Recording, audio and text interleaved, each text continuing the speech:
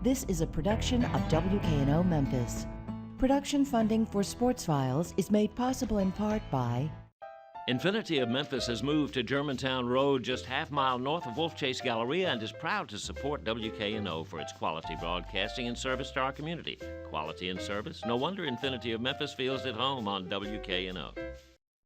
The Lighting Source, major line distributor of commercial and industrial lighting, including hard-to-find bulbs and fixtures, as well as a broad range of LED products. With 35 years' experience servicing lighting needs, The Lighting Source proudly sponsors Sports Files.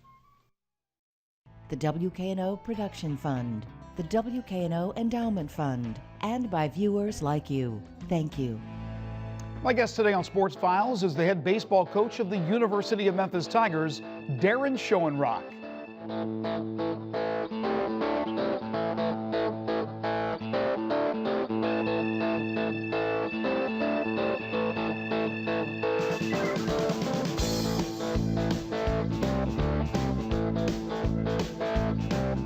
Hard to believe the college baseball season is just about here. The Memphis Tigers will open up the 2016 campaign next weekend when they pay a visit to the Tennessee Volunteers. My guest today is Tigers skipper Darren Schoenrock. But before we talk baseball, the NBA season has reached the All-Star break with the annual All-Star game set for tomorrow in Toronto. The Memphis Grizzlies were rattled with some devastating news earlier in the week when it was learned that star center Marc Gasol was diagnosed with a fracture in his right foot and will be lost to the team indefinitely. A statement released by Grizzlies general manager Chris Wallace indicated an update on Gasol's status will be provided after the All-Star break. Now, the 7'1" center and two-time All-Star was averaging 16.6 points, 7 rebounds, nearly 4 assists, and 1.3 blocks per game in 52 contests, all starts. Next week is the NBA trade deadline, and it'll be very interesting to see if the organization makes any moves. Now back to baseball. And last season was a record-breaking campaign for the Memphis Tigers, who produced 37 wins to make it 5 straight years with 30 or more victories, something that had never been done previously in University of Memphis baseball history. The Tigers also climbed into the national rankings for the first time in over 2 decades. But in the end, the Tigers fell short of the NCAA tournament after falling in the American Conference Tournament semifinals and failing to receive an at-large bid. This season, Memphis has the league's preseason player of the year in Darian Tubbs, but they also have to fill a lot of holes after losing several key players to graduation. Today, head coach Darren Schoenrock joins me to talk about the prospects for 2016, his 12th season as the Tigers' boss man. And it's next on Sports Files.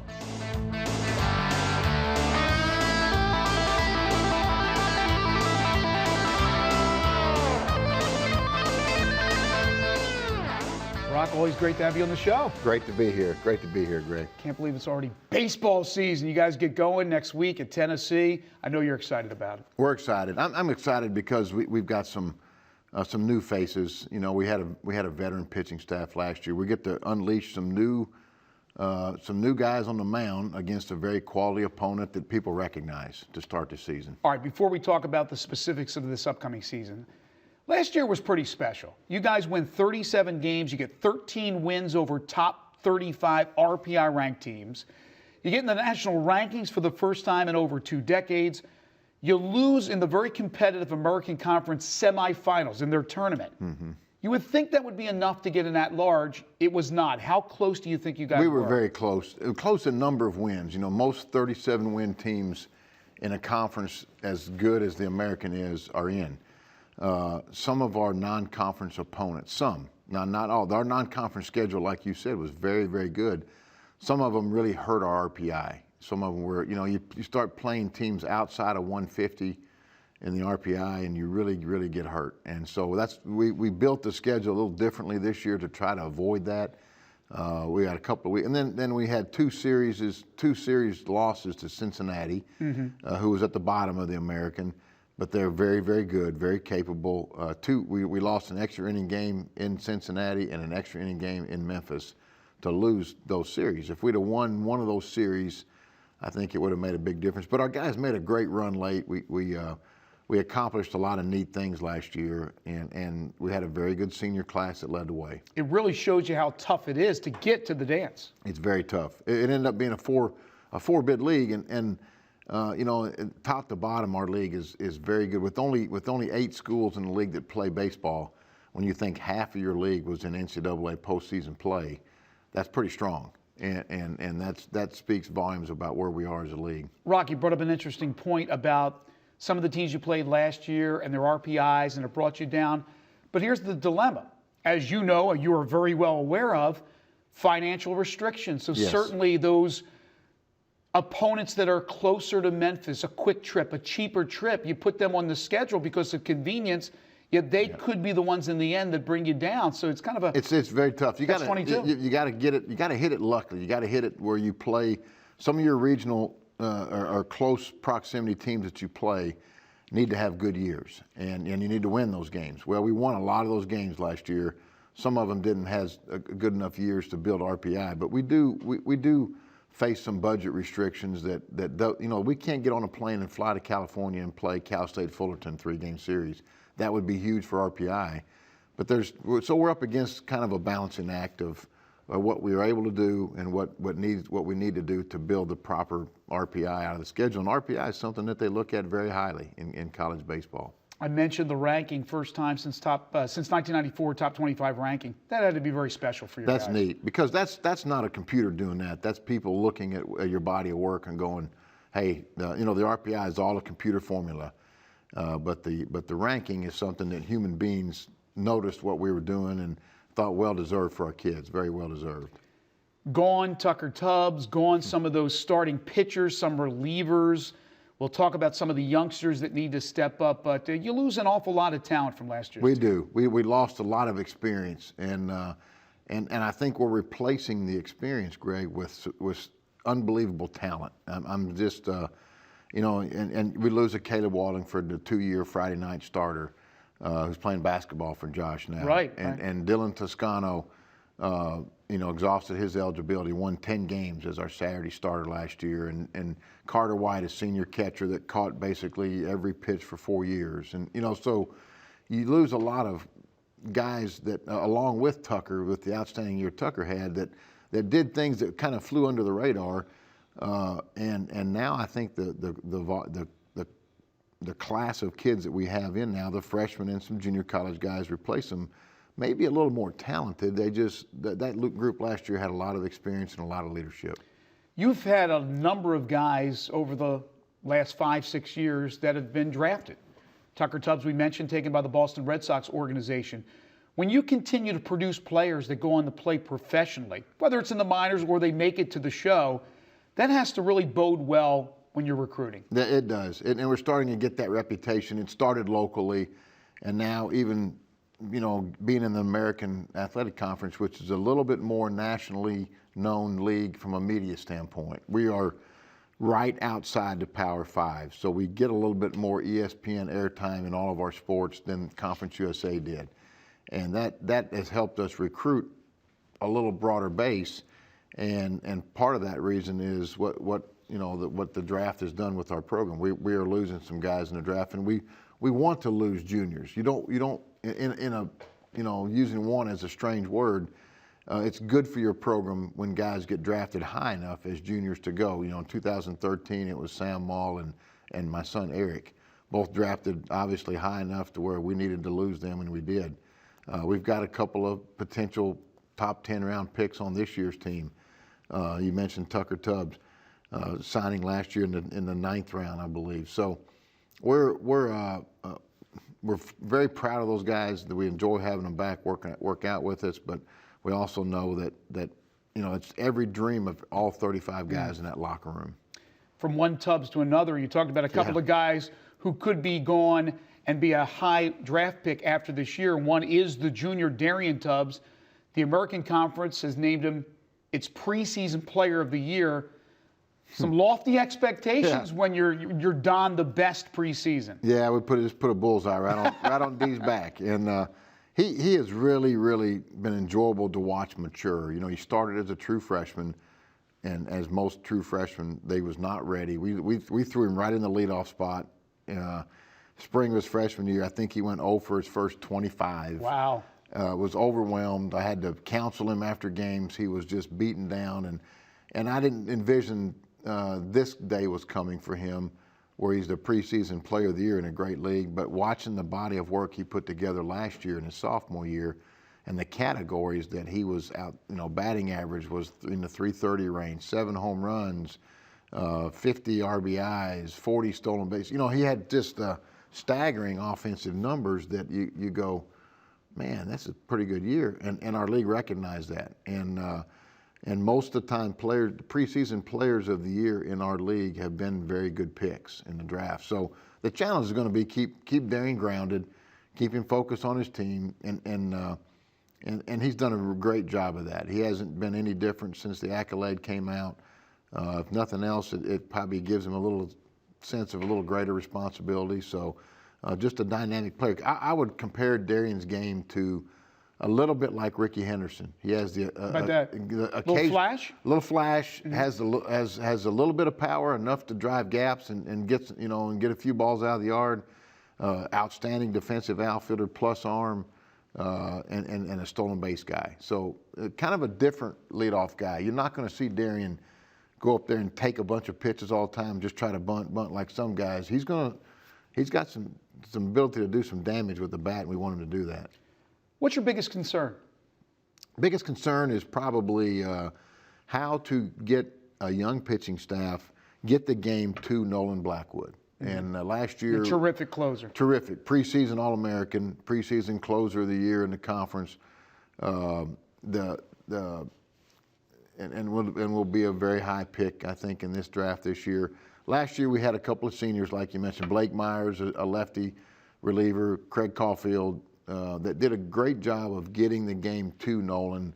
If we left the 5th or 6th inning with a lead and our starter went 5 or 6 and kept us in the game, we had experienced guys to turn it over to get to Nolan in the 9th. We had to use Nolan most of the time just 1 inning. And that's going to be some new guys in those roles. So the middle relievers may be the question mark to get to him. Middle relievers and talented guys, a couple of freshmen in the mix that have great arms and great stuff. Right. But you just don't know. Inexperience. Starters, replacing some of the guys we talked about earlier. Give us some names. The infield's going to have a little different look. Zach Schreitenthal will be our third baseman again for the 2nd year, actually the 3rd year in a row. Jake Overby at shortstop. Brandon Gruzelanek at 2nd, and that name rings a bell. Mark Gruzelanek? Mark's nephew. Mark Gruzelanek's nephew. How about that? And really neat to talk to him about, what he's taken from Mark through the years. But Brandon's we got him from a junior college in Texas. Wonderful. He'll start at 2nd for us. So we've got a very experienced middle with Overbay having played there a whole year now, and Gruzelanek at 2nd, a senior junior middle combination. The catching is going to be really a three-headed monster with the freshman Jason Santana, senior Corey Chafin, and senior Damo DiMatteo, and then Darian in center field. So up the middle of the field, I feel really good about how we can defend. Probably multiple guys to try to replace Tucker at first. We're going to play some lefty-righty matchups there with Andy Bowman, Jake Elliott, Trent Turner, two juniors and a sophomore. I don't think there's a 17 or 18 home run guy in the mix, but I think we can spread some home runs around. Jake Little is back healthy in right field now. Had a phenomenal year 2 years ago and missed all of last year with an injury. Chris Carrier returning left. So position player-wise, we've got some. I feel very good, very confident. Experience is on our side there. A very new type rotation. And do you have your weekend starters already down? I do. Colton Hathcock out of Brighton is a sophomore, pitched out of the bullpen some last year, a couple of starts. He had one of the starts against Arkansas at AutoZone Park where he actually shut them out for 5 innings, and then we had to get him out. He was one of our key bullpen guys on the weekend, so he couldn't build his pitch count. He'll go on Friday night, and I think senior Matt Ferguson, who pitched in midweek some last year, will be a weekend starter, and then we return Connor Alexander, who was our Sunday guy as a true freshman. He'll be back on the weekend. So one returning weekend starter, obviously the 2 seniors to replace. We had to replace Dylan, had to replace Caleb Wallingford. And that's the way we'll go early. Collierville native Alex Hicks will be in the mix for some starts. Christian Brothers, James Muse, these are freshmen that I'm talking about that have earned through fall practice and preseason practice, have earned some time to get some looks. As we take those first 6 weeks and try to shake things out before we get to the conference play. Last year, 3-2 against SEC opponents. Yeah. You open up, as we mentioned, Tennessee. The non-conference portion of your schedule, how does it look? Very good. I think I did a breakdown of going into last year, we had 9 or 10 games against opponents that were in the regionals in 2014. This year we've got 16 games against teams that were in regionals in 2015. So we've beefed up the schedule. There's more RPI points built on that schedule available for our taking. Are we old enough to take them? I think this is going to be a team that I told them we're not going to gauge on who we are after weekend 1 or 2. Long haul. Long haul. This is a team that by tournament time in May can be very good, and that's what happens when you play a lot of young guys. 2 games at AutoZone Park this year? 2 games at AutoZone Park. Ole Miss, our annual affair with Ole Miss, and then Arkansas is coming back over this year. So we're catching them in AutoZone 2 years in a row now, and we'll return that trip to Fayetteville next year. But excited about playing down there. We love the venue, the crowds, and it's just a fantastic night for a lot of people. But I still want to get some people out to. I still call it newly renovated FedEx Park. I mean, it's new to what you and I are used to. But it's unbelievable. Terrific. It is terrific. And I think more people are learning about it, how fun it is to come out and watch Tiger baseball. You still have those deals out there in right field for right and left field the fraternity guys, right? Yes. Let's get the sororities out there too. Sororities and fraternities, whoever can hold that left fielder to the lowest batting average during the course of the season gets it. And actually, a sorority won it last year. They get a day they actually got to come out and play a softball game with our guys. How about that? After the season, so. Give me about a minute on this incredible conference. I know you probably could talk about the conference for 20 minutes, but what do you see as far as the race this year? Well, obviously, Houston is at the top of the heap with what their body of work the last 2 years and what they return, and outstanding talent. They're gonna be preseason anywhere in the top 15. Tulane's got is preseason top 25. I wouldn't be surprised to see Central Florida and South Florida be in the top 30 range. So you're talking about 4 opponents right away, probably in the top 30. And then you throw in there that UConn has as an Olympic starter, a USA guy as their #1 Friday night pitcher. How is that even possible?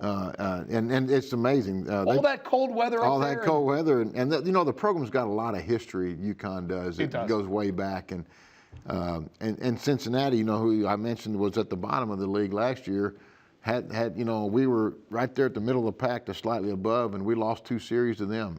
So very, very competitive league.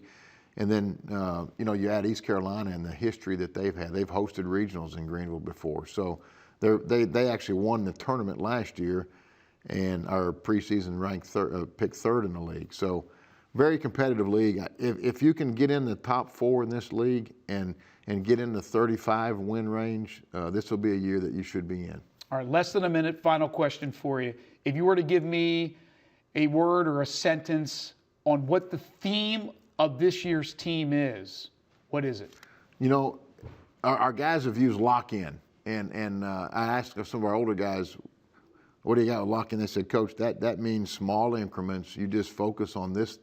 This is the kind of team that really can't look too far ahead. We have to stay as youthful as we are. We have to stay in the moment and understand the process. And I think you're going to see a really, really good Tiger team as the year goes on. It's coach speak, but it's one game at a time. One game at a time. And our Darian Tubbs brought it out. He said, Coach, we're going to go with lock-in this year. So that's it. Hey, Rock, best of luck.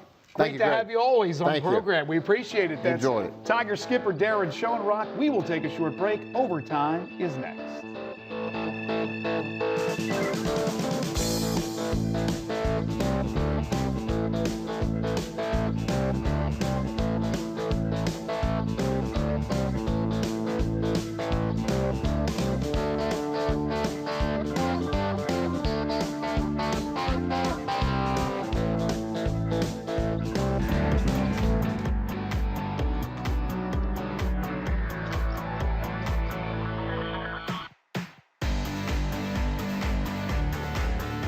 Back in the fall, we began a series of fitness tips to help you get in better shape and improve your health.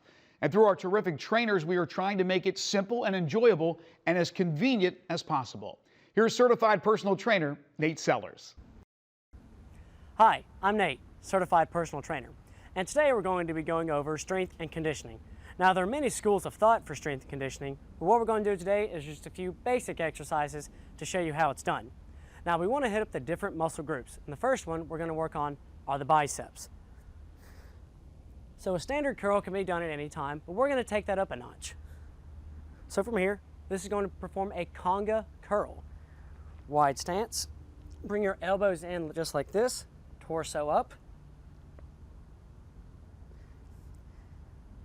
Now, there are two movements in strength conditioning, concentric and eccentric. Concentric is when the muscle is contracting, becoming smaller and engorging with blood, where eccentric is where the muscle is expanding and loosening with blood. Control both the speed of both exercises and you'll get the most out of it. Now, I want to work on a tricep extension. So you can lean over a stool just like this, bring the elbow up and kick back, just like that. Now here's the concentric and the eccentric, just like that. Now we're going to do a lateral exercise. We're in this position right here, torso up and pull up. This is a bent over row.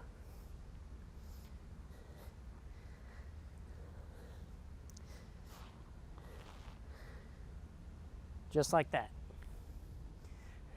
Now I want to come back to our strong board. Now again, like I said, we can use this with a basketball or a volleyball. Bring your hands into a diamond, torso up, and control the speed. Down, pause, push up.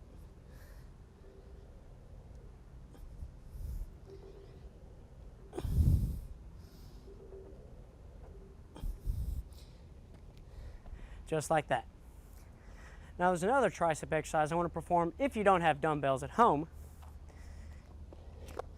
Lay on your side, bring the arm here, other arm crosses over, from here,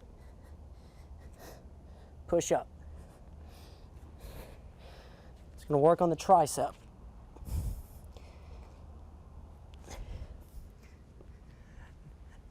Now to show you a few shoulder exercises we can do, we grab the dumbbell. You can seat for this one. This is an Arnold press. Take the dumbbells here, chest up, torso straight.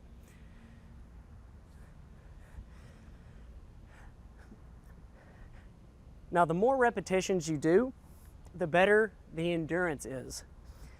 The more weight or less reps you do, the greater the strength will be. Strength is basically how strong or how much weight you can move in a given substance.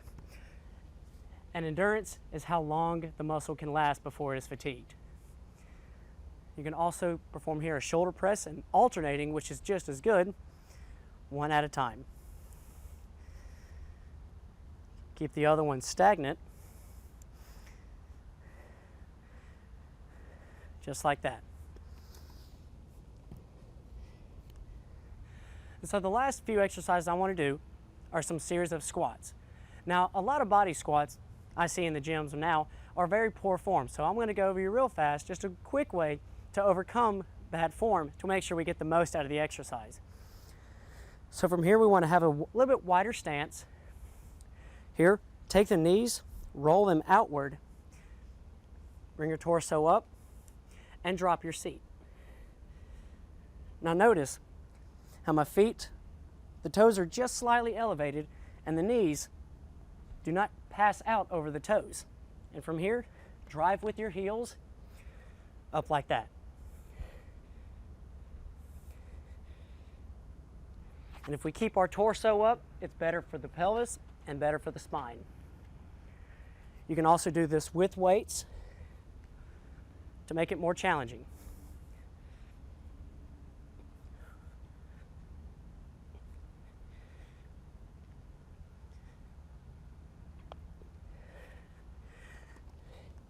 Just like that. Those are a few at-home tips you can do for strength conditioning. We'll catch you around next time. Thank you, Nate. And as always, good stuff to learn and hopefully master. Now, before we say goodbye, our congratulations to former Tennessee Vols quarterback Peyton Manning, as well as former Vols Britton Colquitt and Malik Jackson, as the Denver Broncos defeated the Carolina Panthers to win Super Bowl 50. In addition, hats off to former Tennessee State standout Robert Myers Jr., who was part of the winning Broncos squad. And that'll do it for now. Have yourselves a great week, and we'll see you next time.